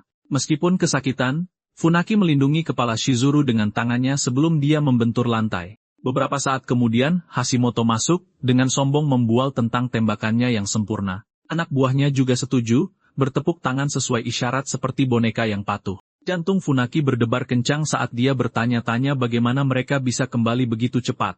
Menyembunyikan kepanikannya, dia menyapa Hashimoto seolah-olah mereka teman lama. Hashimoto, yang jelas menikmati situasinya, tertawa terbahak-bahak saat dia bersiap untuk berurusan dengan pengkhianat itu. Menolak untuk menyerah tanpa perlawanan, Funaki menenangkan diri, dan dengan berani menantangnya. Sementara itu, di luar mansion, Makoto tiba untuk membereskan urusan dengan orang gila penghuni mansion itu. Para penjaga bergegas menuju pintu masuk, bingung siapa yang berani mendekati kediaman itu dengan begitu lancang. Makoto, yang dipenuhi amarah murni, tidak peduli dengan keberadaan mereka. Dia dengan santai meninju jalan masuknya seperti One Punch Man KW, membuat para penjaga terpaku tak percaya. Mereka menyerbunya sekaligus, jelas yakin jumlah akan memperbaiki segalanya. Sial bagi mereka, Makoto menerobos kerumunan dengan mudah, menyingkirkan mereka seperti sampah yang salah tempat menuju tong sampah. Dalam beberapa detik, halaman menjadi sunyi. Berdiri di antara para penjaga yang kalah, Makoto dengan lantang mengumumkan kedatangannya, merangkul perannya sebagai karakter utama yang terlalu kuat. Di dalam mansion, Funaki tidak mengalami waktu yang mudah. Meskipun dia telah mengalahkan beberapa anak buah, dia tampaknya telah mencapai batasnya. Saat ini, dia diam-diam berharap telah menolak permintaan Makoto untuk menyelamatkan seorang gadis dalam kesulitan. Hashimoto, yang masih merasa seperti raja alam semesta, membual bahwa dia akan mengubah Funaki menjadi sushi dan mengirimnya kembali ke Makoto. Tiba-tiba, momennya dirusak oleh pintu depan yang besar yang hancur ditinju. Makoto masuk seperti malaikat maut, mengumumkan dia datang untuk menjemput Hashimoto untuk Hades. Funaki sangat gembira sekarang karena bala bantuannya telah tiba. Makoto memberinya jimat penyembuh untuk membantunya memulihkan kekuatannya. Hashimoto memerintahkan anak buahnya untuk segera menghabisi penyusup itu. Sementara Makoto tinggal untuk menghadapi mereka, Funaki mengangkat Shizuru dan kabur untuk menyelesaikan misinya. Menggunakan langkah bayangan awan, Makoto dengan mudah melewati hujan peluru, dengan cepat menjatuhkan anak buah satu persatu. Sementara itu, Hashimoto menonton dengan ngeri, bertanya-tanya kapan si kilat yang lucu itu muncul. Melihat bahwa dia mungkin telah meremehkan lawannya, dia berjinjit menjauh dari tempat kejadian seperti pengecut tak berguna. Akhirnya lolos dari kekacauan. Hashimoto lari terbirit-birit seperti tikus kecil yang ketakutan, bertanya-tanya mengapa semua orang menyebut seseorang sekuat Makoto sebagai sampah lemah padahal dia jelas seekor naga. Dia segera mencapai sebuah pintu dan mencoba memasukkan kata sandi, tetapi rasa gugupnya menguasainya. Tiba-tiba, tubuh beberapa anak buah terbang ke dalam ruangan menandakan kehadiran Makoto. Untuk pertama kalinya sejak dia menjadi teror yang menyebalkan, Hashimoto terlihat sangat ketakutan. Dia tergagap memohon Makoto untuk tenang. Dia mencoba mengintimidasinya dengan menyebutkan dukungannya, tetapi sepertinya tidak berpengaruh. Hashimoto, tidak seperti anak buahnya yang setia, adalah seorang pengecut yang bodoh. Hanya dengan melihat kehadiran Makoto yang luar biasa membuatnya mengungkapkan bahwa Tuan Aima adalah majikannya. Makoto tidak tahu siapa yang disebut Tuan Aima ini, jadi dia menatap Hashimoto dengan tajam, mendesaknya untuk terus berbicara. Hashimoto kemudian mengungkapkan bahwa Tuan Aima adalah pewaris keluarga Aima. Dia mengatakan bahwa, pada dasarnya, si Aima ini menargetkan Makoto, karena rumor bahwa Makoto telah memasak nasi dengan Setsu. Dia lebih lanjut menjelaskan bahwa Tuan Aima berencana untuk mengatur pernikahan politik dengan nona muda dari keluarga Amitani. Oleh karena itu, mereka ingin menyingkirkannya sepenuhnya untuk mencegah komplikasi di masa depan. Menelusuri ingatannya, Makoto tidak dapat menemukan ingatan apapun tentang pemilik asli yang bertemu secara pribadi dengan tunangannya. Dia menduga bahwa orang lain mencoba menjebaknya. Setelah menceritakan semuanya, Hashimoto memperingatkan Makoto untuk melepaskannya atau menderita konsekuensi melawan orang sekuat Tuan Aima. Mendengar ini, Makoto menyimpulkan bahwa Tuan Aima ini pastilah sesama kultivator. Sementara itu, Hashimoto mengoceh seperti kaset rusak berjanji akan membantu jika Makoto melepaskannya. Sayangnya, Makoto tidak pernah mengingkari kata-katanya, jadi dia langsung meninju wajah badut itu begitu keras, hingga kekuatannya mendobrak pintu yang terkunci. Di dalam ruangan, dia menemukan beberapa gadis yang dikurung oleh orang gila itu. Makoto segera mematahkan rantai mereka dan menjatuhkan pisaunya ke lantai. Sebelum pergi, dia memerintahkan para gadis untuk melakukan apapun yang mereka inginkan pada Hashimoto. Saat para gadis mengelilinginya, Hashimoto menawarkan untuk memberi mereka uang jika mereka melepaskannya. Tetapi para gadis ini tidak butuh uang. Mereka sudah melewati neraka dan kembali berkat perbuatan jahatnya. Dengan air mata kebahagiaan bercampur rasa sakit, mereka menikmati saat mengirimnya ke neraka yang dia ciptakan sendiri. Sementara itu, Makoto keluar untuk bergabung dengan Funaki. Dia menempelkan jimat penyembuh pada Shizuru, dan kemudian menyuruh Funaki pergi sebelum polisi tiba. Dia sudah menelpon polisi lebih dulu sebelum datang ke mansion. Dia berencana untuk kembali ke rumah setelah menyerahkan Shizuru dengan aman ke polisi. Funaki bertanya tentang rencana selanjutnya, dan Makoto mengungkapkan dia akan menyelidiki Aima dan semua orang yang menargetkannya. Dia berhenti di tengah kalimat, menyadari dia mungkin akan kalah jumlah jika menggali lebih dalam konspirasi ini. Setelah seluruh melodrama Hashimoto, Makoto kembali ke hari-harinya yang biasa dan tanpa peristiwa. Namun, dia masih terganggu memikirkan dalang utamanya. Sambil melakukan beberapa push-up, dia bertekad untuk menemukan pelakunya dan menghancurkannya sesegera mungkin. Tak lama, ketukan di pintu mengganggu latihannya, dan Makoto membuka pintu untuk menemukan seorang utusan dari Shizuru. Dia menyerahkan sebuah undangan kepada Makoto beserta pesan bahwa Shizuru akan berangkat begitu Makoto siap. Makoto menatap kartu undangan itu dengan penasaran, bertanya-tanya apa arti pesan Shizuru. Setelah utusan itu pergi, dia menelepon Shizuru untuk menanyakan mengapa dia juga mengiriminya setelan jas. Dia memberitahunya bahwa undangan itu dari keluarga Hoshizu. Makoto bingung, mempertanyakan mengapa dia harus menghadiri pesta mereka. Shizuru memberitahunya bahwa keluarga Hoshizu mengendalikan grup farmasi terbesar di kota. Ini berarti mereka harus mendekati keluarga itu untuk memasarkan pil Wonder Beauty. Dia juga mengungkapkan bahwa mantan tunangannya, Setsu, akan menghadiri pesta itu. Informasi baru ini sangat menarik minat Makoto. Pada hari pesta, Makoto datang dengan penampilan yang sangat gagah. Shizuru diam-diam menunjukkan padanya Pierce, manajer umum Ace Group, dan Taro, ketua Dewan Kengo Group. Dia menjelaskan bahwa mereka adalah orang-orang penting di dunia bisnis kota ini. Karena tidak tahu apa-apa tentang dunia bisnis, Makoto bertanya-tanya apakah mereka juga mencoba mendekati keluarga Hoshizu. Shizuru menganggap perbandingannya lucu. Membuatnya bertanya-tanya mengapa seseorang dari keluarga kuat bahkan tidak mengenal pemain-pemain penting di kota. Dia menunjukkan bahwa kebanyakan orang di sini sangat ingin membangun koneksi bahkan dengan kerabat keluarga Amitani. Menurut Shizuru, mereka sangat menantikan kedatangan nona muda dari keluarga Amitani. Tepat pada saat itu, kepala keluarga Hoshizu, Nana, tiba dengan Setsu yang sudah lama ditunggu-tunggu mengikutinya. Makoto bisa merasakan energi spiritual memancar di sekitar mantan tunangannya yang terkenal ini. Dia diam-diam mengamatinya, bertanya-tanya apakah dia juga seorang kultivator. Banyak pikiran melintas di benaknya, membuatnya bertanya-tanya apakah dunia ini memiliki metode kultivasi khusus yang belum dia temukan. Dia memperhatikan bahwa energi spiritual Setsu secara teknis dipamerkan, dan dia bahkan tidak mencoba menyembunyikannya. Karena dia mungkin mengenal Aima, dia berencana untuk menanyakannya nanti. Dia kemudian diam-diam berdiri di samping Shizuru sementara Shizuru dengan ceria menyapa Nana, kepala keluarga Hoshizu. Nana menanyakan kesehatan ibunya, mengungkapkan kegembiraannya atas kesembuhan Yoko baru-baru ini.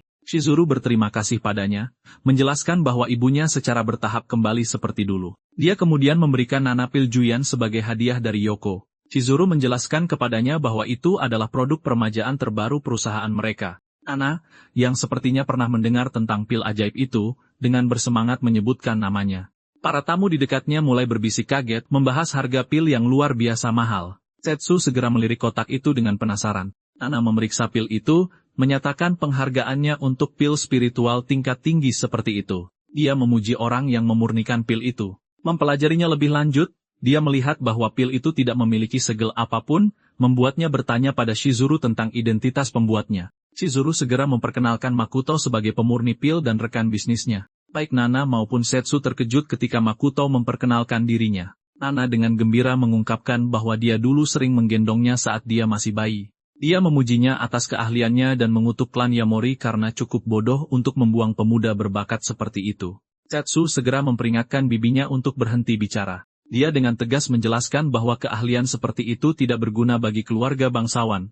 Menambahkan bahwa hanya tingkat kultivasi seseorang yang berguna. Setsu melangkah lebih jauh, mengatakan Makoto akan diterima di keluarga Amitani jika dia memiliki kultivasi yang berguna. Mendengar semua ini, Makoto akhirnya menyadari bahwa keluarga bangsawan di dunia ini telah menemukan kultivasi. Meskipun begitu, itu masih sampah dibandingkan dengan tingkat yang dipraktikkan di benua Liyue. Setelah Setsu selesai mengoceh, secara halus mengejek Makoto karena tidak berguna, Nana masih tidak yakin dengan argumen Setsu. Dia percaya bahwa Makoto telah melakukan sesuatu yang mengesankan dengan memurnikan pil Juyan. Dia kemudian bertanya kepadanya tentang guru yang mengajarinya pemurnian pil. Makoto berpikir sejenak, dan pikirannya melayang ke seseorang dari kehidupan masa lalunya. Tanpa pilihan lain, dia menjawabnya, mengatakan dia tidak punya guru. Makoto menjelaskan bahwa dia hanya menekuni pemurnian pil sebagai hobi. Tepat saat dia akan menanyakan sesuatu yang penting, seorang pembual masuk dengan angkuh seperti merak mengucapkan selamat ulang tahun pada Nana. Para tamu melirik dengan penasaran, bertanya-tanya siapa dia. Seseorang nyeletuk bahwa pria yang berisik itu sebenarnya adalah Joaima, pewaris keluarga Aima. Rasa takut memenuhi Makoto saat dia berhadapan langsung dengan pengejarnya yang terkenal itu. Terdengar seperti bajingan yang sok benar, Tuan Aima berbasa-basi dengan Nana. Seperti orang mesum klasik, matanya segera tertuju pada Shizuru, dan Nana memperkenalkannya padanya. Dari sudut matanya, Makoto memperhatikan mata serakah Tuan Aima yang pada dasarnya sedang menatap Shizuru dengan birahi. Tuan Aima kemudian memperkenalkan dirinya kepada Shizuru, dan seperti seorang pria sejati, dia mengulurkan tangannya untuk menjabat tangannya. Sudah muak dengan seluruh adegan itu, Makoto dengan cepat meraih tangannya, mengatakan dia telah mendengar banyak tentang pewaris terkenal dari keluarga yang kuat itu. Tuan Aima berpura-pura tidak mengenal Makoto, bertanya siapa dia. Meskipun terkejut dengan kepura-puraannya, Makoto bertanya-tanya berapa lama Tuan Aima bisa terus berpura-pura tidak mengenalnya. Menurut penyelidikannya, Aima adalah seorang kultivator, dan Makoto ingin menguji teori itu dengan menggunakan energi spiritualnya untuk mencari jejak kultivasi pada dirinya. Pada dasarnya, para kultivator dapat menekan energi ini untuk menyembunyikan kekuatan mereka. Satu-satunya pengecualian adalah ketika mereka tidak dapat menyimpan energi spiritual, sehingga gelombangnya tidak pernah dilepaskan. Dengan melepaskan energi spiritualnya sendiri, Makoto berencana menyalurkannya ke meridian Aima untuk memastikan apakah dia benar-benar seorang kultivator. Beberapa saat setelah mencari, hasilnya nihil, yang berarti Aima tidak memiliki jejak energi spiritual di meridiannya. Penemuan ini mengejutkan Makoto, membuatnya bertanya-tanya apakah Aima sebenarnya bukan seorang kultivator. Dia segera lupa diri dan mencengkeram tangan Aima terlalu erat, membuatnya cepat-cepat menarik tangannya karena kesakitan. Aima kemudian buru-buru membalas sapaan Makoto sebelum mengabaikannya dan beralih ke Setsu. Makoto masih bingung mengapa dia tidak bisa merasakan fluktuasi energi apapun pada orang ini. Dia bahkan tidak merasakan sedikit pun niat membunuh dalam percakapan singkatnya dengan Aima. Setelah itu, semua orang duduk untuk menikmati makan malam. Seorang kepala pelayan segera mengumumkan bahwa semua orang harus berkumpul di aula setelah makan untuk pesta dansa. Beberapa saat kemudian, pesta dansa dimulai, tetapi Makoto tidak bisa berkonsentrasi pada apapun. Ia terus memikirkan Hashimoto dan apakah dia berbohong tentang Aima yang merupakan seorang kultivator. Sementara itu, Shizuru memindai aula mencari Makoto, sambil menghindari undangan menari yang tak terhitung jumlahnya. Seseorang bahkan berbisik kepada pria terakhir yang dia tolak bahwa tidak mungkin putri dari keluarga Suga yang bergengsi mau menari dengan orang biasa. Dia menambahkan bahwa Shizuru sulit didapatkan, dan bahkan keluarga kuat pun kesulitan untuk mendapatkan perhatiannya. Saat pria itu masih mengoceh, temannya menunjuk ke arah Shizuru, yang pada dasarnya memohon agar Makoto memperhatikannya. Seluruh skenario Shizuru yang mengajaknya menari membuat semua orang terkejut, termasuk Setsu. Di suatu tempat di luar, Aima menuju mobilnya, dan sebelum masuk, dia memperingatkan para penjaga bahwa tidak ada yang diizinkan mendekati kendaraannya. Di dalam mobil, para penjaga bisa mendengar suara-suara aneh datang dari dalam. Para penjaga mulai berbisik satu sama lain, bertanya-tanya mengapa dia selalu sendirian di dalam mobil dengan salah satu pengawalnya. Pria lain nyeletuk bahwa semua pengawal pribadi pilihan Aima pada akhirnya mulai bertingkah aneh dan bahkan tidak mengenali keluarga mereka sendiri. Dari percakapan mereka, terungkap bahwa Tuan Aima berganti tubuh setiap beberapa hari seperti kertas tisu. Juga, setiap pengawal yang diganti biasanya bertingkah seperti orang yang sama sekali berbeda. Menurut rumor, satu orang bahkan menghilang sepenuhnya. Sementara itu, di dalam kendaraan, pengawal itu menampar Aima, mengutuknya karena mencoba memegang tangan wanita lain di depan Setsu. Aima, dengan ekspresi panik, meminta maaf karena telah mengacaukan segalanya. Tiba-tiba, energi spiritual mulai memancar dari cincin di jari pengawal itu. Wajahnya berubah secara tidak wajar, berubah menjadi Tuan Aima yang asli. Dia mengungkapkan bahwa dia hanya mempertahankan tubuh palsu itu karena sedikit berguna. Dia kemudian mengancam akan menghabisi pria itu jika dia membuat kesalahan lagi seperti hari ini. Beberapa saat kemudian, Tuan Aima keluar dari kendaraan dan mengajak dua penjaga untuk mengikutinya ke dalam ruang perjamuan. Salah satu penjaga menatap curiga ke mobil, bertanya-tanya apa yang terjadi pada orang lain di dalamnya. Dia memperhatikan bahwa seperti rumor yang beredar, seorang pengawal selalu menghilang. Sementara itu, di dalam mobil, Aima palsu telah diikat dan disumpal. Ia berjuang untuk membebaskan diri, tetapi talinya diikat terlalu kencang. Tak lama, pria palsu itu menangis sejadi-jadinya melihat dia tidak bisa lepas dari takdirnya. Setelah itu, Aima yang asli melangkah ke dalam ballroom, berpura-pura seolah dia tidak baru saja melakukan hal gila di dalam mobil beberapa menit yang lalu. Dia dengan riang memanggil Setsu, tapi Setsu terlalu sibuk cemburu melihat mantan dan kekasih barunya menari bersama. Bahkan, seluruh aula sepertinya fokus pada Makoto dan Shizuru. Aima mengikuti pandangannya untuk melihat apa yang menarik perhatiannya. Bisikan-bisikan meletus di aula saat orang-orang berspekulasi tentang identitas Makoto. Mereka bertanya-tanya bagaimana ada orang yang bisa menaklukkan sang ratu es yang terkenal, Shizuru. Shizuru dan Makoto seolah-olah melayang di dunia mereka sendiri. Musik mencapai puncaknya, benar-benar membuat duo itu melayang ke awan. Terpesona oleh momen romantis itu, Shizuru memuji Makoto karena menjadi penari yang luar biasa, membuatnya benar-benar terdiam. Dia memujinya lebih lanjut karena menyamai energi suasana pesta. Shizuru menjelaskan bahwa ini satu-satunya cara mereka bisa mendapatkan perhatian keluarga Hoshizu untuk rencana mereka mengenai pil permajaan. Makoto senang menjadi pusat perhatian dengan keterampilan menarinya, karena pemilik asli tubuhnya sudah belajar dansa ballroom sebelum dia diusir. Menggabungkan keterampilan itu dengan keseimbangannya dari kultivasi, Makoto benar-benar hebat di lantai dansa. Nana, terkesan dengan apa yang baru saja dia tonton, bertanya pada Setsu apakah dia tahu bahwa Makoto bisa menari. Selalu saja tidak mau kalah, Setsu hanya mengejeknya sebagai rakyat biasa yang tidak berguna meskipun memiliki keterampilan menari. Nana menggodanya, menunjukkan bahwa dia melihat Setsu memperhatikan mereka dengan begitu saksama selama pertunjukan. Aima juga bergabung dalam percakapan, mendorong Nana untuk bertanya apakah dia benar-benar tidak mengenal Makoto. Aima meyakinkannya bahwa mereka baru bertemu untuk pertama kalinya hari ini. Namun, Nana menganggap klaim ini agak mencurigakan. Dia bertanya-tanya bagaimana pewaris keluarga kuat belum mengetahui tentang rumor yang tersebar luas ini. Aima mencoba mengalihkannya, membuat alasan yang lemah, yang sama sekali diabaikan oleh Nana. Dia merenungkan bakat Makoto dalam pemurnian pil. Dari nadanya, dia merasakan bahwa Nana mencoba mengangkat Makoto ke tingkat berikutnya. Aima merasa terancam oleh ini, dan dia menatapnya dengan ekspresi jahat. Aima mengutuk Nana dalam hati. Dia hanya membiarkannya bertindak liar karena Setsu. Dia kemudian mengalihkan pandangannya ke Makoto, juga mengutuknya dalam diam. Sementara itu, dua pria penggosip dari sebelumnya telah menemukan identitas Makoto. Mengabaikan fakta bahwa Setsu benar-benar bisa mendengar mereka membahas cinta segitiga antara dia, Aima, dan Makoto. Si kepala perak mengejek Makoto karena membuang cara termudah untuk naik level. Si pirang menambahkan bahwa satu-satunya jalan penebusan bagi sampah Yamori adalah dengan menjadi budak cinta Setsu. Mereka juga berspekulasi bahwa Makoto pasti ada di pesta ini untuk mendekatinya. Setsu muak dengan semua omong kosong itu dan pamit dari meja. Nana bersikeras agar dia tinggal lebih lama, tetapi Setsu mengklaim dia perlu istirahat. Bukannya pergi diam-diam, dia tiba-tiba berhenti untuk menghadapi Makoto. Makoto, yang jelas-jelas tidak ikut campur, bingung dengan seluruh adegan itu. Dia membentaknya seperti ibu-ibu marah, memperingatkannya untuk membuang pikiran jeleknya tentang menggunakan pengaruhnya untuk memulihkan keluarga Yomori. Makoto bahkan lebih bingung dan hanya menatapnya seolah-olah dia orang gila yang kabur dari rumah sakit jiwa. Dia berbalik untuk pergi, menyuruhnya menggunakan uang dari pemurnian pil untuk fokus pada hidupnya daripada mencoba memanjat ke tempat tinggi dengan pengaruh seorang wanita. Makoto dengan tenang menanyainya, bertanya siapa di antara mereka yang benar-benar membutuhkan nasihat itu. Setsu bahkan lebih terkejut ketika dia mengomentari energi spiritualnya yang tidak stabil. Dia telah memperhatikan sebelumnya bagaimana energi itu bocor karena kontrol yang buruk. Menurut Makoto, dia kemungkinan besar memaksakan diri untuk menyerap energi spiritual untuk mempercepat kultivasinya. Dia memperingatkannya bahwa metode sembrono seperti itu hanya akan merusak tubuh dalam jangka panjang.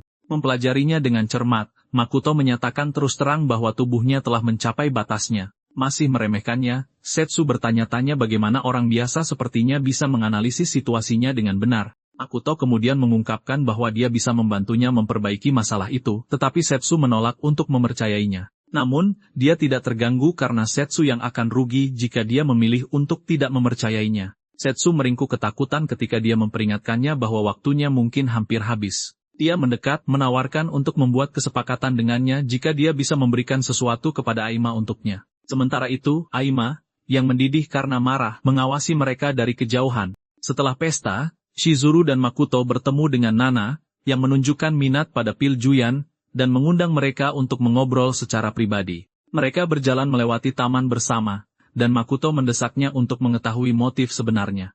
Nana terkekeh dan memintanya untuk memanggilnya Bibi. Makoto menolak karena dia bukan lagi anggota keluarga Yomori. Mendengar ini, dia berkomentar bahwa dia dan Setsu mirip. Nana menceritakan bahwa Setsu juga kehilangan orang tuanya, dan menjadi boneka keluarga Amitani. Pamannya adalah dalangnya, bahkan menentukan pasangan nikahnya. Untungnya, dia diakui oleh keluarga seni bela diri yang bergengsi. Dengan dukungan mereka, Setsu menerima kesempatan untuk menjadi kultivator legendaris. Nana menambahkan lagi bahwa kecuali Setsu bisa melampaui alam rakyat biasa, dia akan tetap menjadi boneka bagi keluarganya. Semua omong kosong tentang kultivator ini benar-benar membingungkan bagi Shizuru. Makoto, di sisi lain, mengerti bahwa seseorang hanya bisa melampaui alam rakyat biasa dengan memasuki tahap ketiga kultivasi. Di dunia kultivator, kesenjangan antara tahap kedua dan ketiga sangat besar. Ini berarti sangat sulit untuk pindah ke tahap ketiga. Makoto berpikir bahwa ini pasti alasan Setsu memutuskan untuk mengambil tindakan drastis untuk memajukan kultivasinya dengan cepat.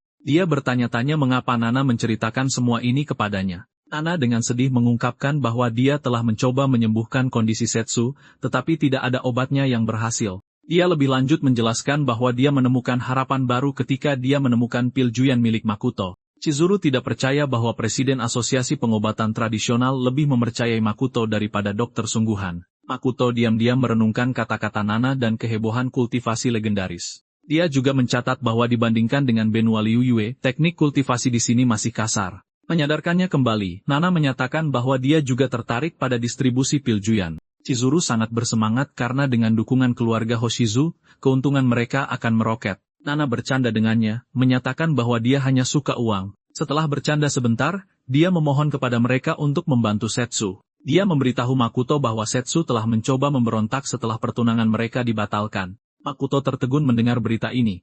Saat itu, Aima menyusul untuk memberikan penghormatan kepada Nana sebelum pergi. Dia mengulurkan tangannya untuk menjabat tangan Makoto, berharap mereka bisa bertemu lagi suatu saat nanti. Makoto meraih tangannya untuk membalas jabatannya. Dia merasakan energi spiritual memancar melalui Aima begitu tangan mereka bersentuhan. Makoto merasa ini aneh karena dia tidak merasakan apapun selama pertemuan pertama mereka. Setelah percakapan itu, Aima menuju mobilnya, dan seorang penjaga memberitahunya bahwa Setsu meninggalkan hadiah untuknya. Aima, senang mendengarnya, dengan cepat membuka kotak itu dan menemukan kupu-kupu origami, yang membuatnya bingung. Karena tidak bisa memahami artinya, dia melemparkannya ke Aima palsu, memperingatkannya untuk tidak membukanya tanpa izinnya. Merenungkan pertemuannya dengan Makoto, Aima masih menganggapnya sampah lemah yang sama. Dia kemudian memutar cincin cairan roh lagi, menyatakan perang terhadap Nana dan Makoto. Energi dari cincin itu bersinar, mengubahnya menjadi persis seperti Makoto. Dia menyeringai jahat, menyatakan akan menggunakan Setsu untuk menghancurkan Makoto dan Nana. Aima palsu gemetar seperti pengecut, dan tak satu pun dari mereka yang menyadari origami itu bersinar. Di puncak gedung tinggi, Makoto mengacungkan replika kupu-kupu origami yang bersinar di tangannya. Dia tersenyum puas, berjanji akan segera bertemu Aima lagi. Terungkap bahwa origami kupu-kupu itu sebenarnya adalah jimat pelacak, dan saat ini, Makoto menggunakannya untuk melacak lokasi Aima. Jimat itu berhenti di luar sebuah gedung, menandakan bahwa targetnya telah ditemukan. Memastikan bahwa gedung itu benar-benar milik keluarga Aima, dia segera melompat untuk melaksanakan rencananya. Di tempat lain di Taman Herbal, Nana diam-diam mengamati beberapa tanaman spiritual. Dia fokus pada 2 tanaman yang hampir siap panen. Dia berencana untuk menukarkannya di turnamen kultivator dalam 3 bulan. Tiba-tiba, dia merasakan kehadiran aneh di dekatnya. Seorang biksu muncul di belakangnya dan mengungkapkan bahwa Nana pernah menjadi jenius dari Sekte 100 Herbal. Sayangnya, dia menderita luka fatal di masa lalu yang menghancurkan kultivasinya. Dia memujinya karena masih bisa merasakan energi spiritual. Dari kata-katanya, Nana menyadari dia adalah seorang kultivator. Dia juga merasakan lebih dari satu kehadiran di ruangan itu, yang berarti dia mungkin tidak bisa kabur jika menghadapi lebih dari satu lawan. Merasakan niatnya, biksu lain bertanya mengapa dia berencana untuk melarikan diri. Dia meyakinkannya bahwa bahkan jika dia melawan, mereka tidak akan membiarkannya pergi tanpa cedera. Sambil berbicara dengan hati-hati dengan mereka untuk mengetahui tujuan mereka, Nana perlahan bergerak menuju pohon besar di depannya. Seorang biksu memintanya untuk mengikuti mereka tanpa melawan. Yang lain menambahkan bahwa akan lebih mudah jika langsung mematahkan anggota tubuhnya. Saat Nana mencapai pohon itu, dia mengaktifkan ramuan ungu yang tumbuh di akarnya yang disebut bunga tuan. Tak lama kemudian, gas beracun menyebar dari tanaman itu, memenuhi area tersebut. Para biksu kesulitan bernapas, tetapi Nana sudah memasukkan rumput hati hijau ke dalam mulutnya untuk menetralkan racun. Racunnya cukup kuat untuk merobohkan seekor gajah, jadi dia berencana kabur saat kedua botak itu sibuk. Tepat saat dia akan pergi, sesosok figur menyeramkan masuk ke dalam ruangan. Nana merasakan ilmu bayangan dan langsung tahu orang itu berasal dari sekte bayangan tersembunyi. Bayangan itu mengulurkan tangan dan menahannya. Saat sosok itu mendekat, dia mengonfirmasi bahwa itu adalah sekte yang sama yang menghancurkan sekte 100 ramuan. Nana meronta dan menuntut untuk tahu siapa dia. Dia mengatakan hari ini seharusnya belum tiba, dan tidak ada alasan bagi sekte bayangan untuk mengungkapkan diri mereka sekarang. Lalu dia berbalik dan membeku karena yang berdiri di hadapannya adalah Makoto. Namun, itu hanyalah Aima yang menyamar sebagai Makoto. Kembali ke gedung keluarga Aima, Makoto bersembunyi di bayang-bayang saat para penjaga keluar untuk pergantian giliran. Mereka berdebat tentang apa yang akan dimakan dan bercanda tentang apakah Aima sedang menikmati makanan premium di dalam. Begitu mereka pergi, Makoto muncul menggunakan langkah bayangan awan. Dia mengaktifkan jimat pelacak untuk memastikan dia telah sampai di kamar Aima. Di dalam, Aima palsu menyeruput ramen dingin sambil menonton rekaman lama dirinya sendiri. Dia bertanya-tanya bagaimana hidupnya bisa berakhir sengsara seperti ini, diperlakukan seperti pelayan tak berharga hanya karena dia mirip Aima telah membuatnya di ambang batas. Memikirkan penghinaan terus-menerus dari Aima yang asli hanya memperburuk keadaan. Karena tidak bisa menahan diri, dia membuka kotak hadiah dan jimat itu tiba-tiba aktif, hampir membuatnya terkena serangan jantung. Dia merasakan seseorang di belakangnya dan berbalik hanya untuk menemukan Makoto berdiri di sana, membuatnya jatuh panik. Makoto mengenalinya sebagai versi pertama yang dia temui di pesta dan bertanya apakah dia ingat. Si palsu mengangguk, ketakutan, dan mencoba menggunakan nama Aima. Makoto dengan cepat menghentikannya dan menuntut untuk tahu di mana Aima yang asli berada. Sore harinya, tepat di rute biasa Makoto, sekelompok anak buah Aima menunggu dengan sabar untuk momen besar mereka. Di telepon, mereka dengan percaya diri meyakinkan Aima bahwa mereka akan menghancurkan anggota tubuh Makoto dan mengantarkannya seperti makanan pesan antar. Tepat pada waktunya, salah satu dari mereka melihat Makoto berjalan ke arah mereka. Sementara itu, Makoto sedang melamun, tidak menyadari kehadiran mereka. Dia masih merenungkan penemuannya bahwa wadah spiritual ada di dunia ini. Ini membuatnya bertanya-tanya apakah ada kultivator tingkat 4 yang mendukung para bangsawan di dunia ini. Pada dasarnya, wadah spiritual adalah alat khusus yang diresapi energi spiritual selama pembuatannya, memberinya kemampuan unik. Semakin kuat energi spiritual yang digunakan saat penempaan, semakin tinggi kualitas wadah tersebut. Namun alat semacam itu hanya bisa dibuat oleh kultivator tahap keempat. Makoto percaya bahwa menempa alat spiritual di dunia ini tidak mungkin karena energi spiritualnya yang lemah. Namun, sekarang dia punya alasan untuk percaya bahwa keluarga Aima mungkin benar-benar memiliki mata air spiritual pribadi mereka sendiri. Makoto memutuskan untuk menyelesaikan masalahnya dengan Aima sebelum menuju ke Ryuta untuk mencari mata air spiritual. Saat itu, dia akhirnya mendongak dan melihat gerombolan yang menunggunya.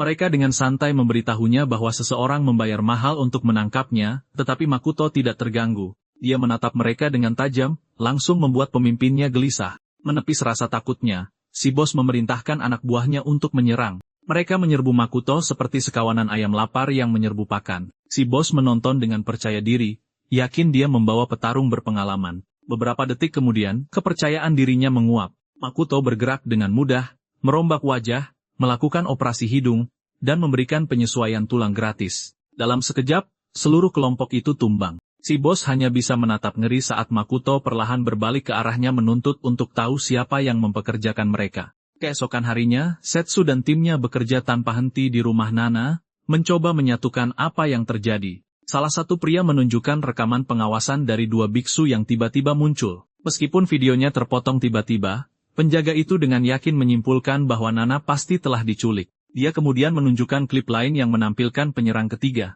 dan Setsu membeku saat melihat wajah Makoto. Karena marah, Setsu segera menuju ke alamat Makoto. Di luar apartemen, seorang pria berbalut perban menghentikannya dan dengan sopan bertanya apakah dia punya janji. Dia mengabaikannya, menuntut untuk bertemu Makoto. Pria yang terluka itu diam-diam membawanya masuk. Saat Setsu mengikuti, dia melihat beberapa pria berpenampilan kasar sedang merawat taman. Di atap, Makoto sedang bersantai sementara bos gerombolan dari hari sebelumnya dengan patuh melayaninya. Faktanya, semua pria berbalut perban itu tampaknya adalah anak buah Aima yang gagal menyergapnya sebelumnya. Beberapa saat kemudian, Setsu menerobos masuk dengan marah menuntut agar Makoto melepaskan Nana. Makoto menatapnya dengan bingung, tidak tahu apa yang dia bicarakan. Dia menuduhnya lagi telah menculik bibinya. Ketika dia masih terlihat bingung, Setsu mengeluarkan tablet dan menunjukkan rekaman pengawasan kepadanya. Makoto segera menyadari bahwa orang di video itu menggunakan wadah spiritual untuk menyamar sebagai dirinya. Dia dengan cepat menyadari bahwa Aima merekayasa ini untuk memecah belah dirinya dan Setsu.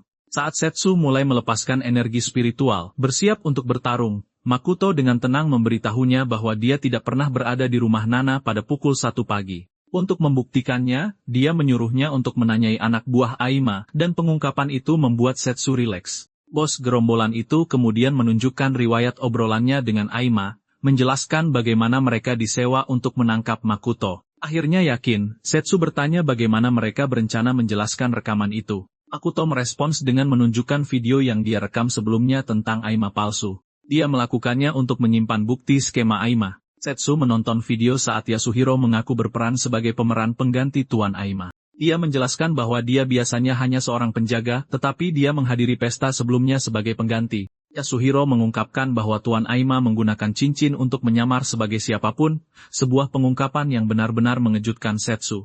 Makoto kemudian menjelaskan kepadanya seluruh konsep wadah spiritual. Dia menambahkan bahwa Aima berencana agar Setsu melenyapkannya atas tuduhan penculikan Nana. Mendengar ini, Setsu dengan marah keluar untuk menghadapinya, tetapi Makoto menghentikannya agar tidak memperburuk keadaan. Dia memperingatkan bahwa Nana mungkin dalam bahaya jika mereka melakukan tindakan gegabah. Setsu bertanya bagaimana dia berharap Setsu menangani masalah ini karena dia tidak berencana membiarkan semuanya begitu saja. Makoto memberitahunya bahwa mereka bisa membalikan keadaan dengan menggunakan skemanya sendiri.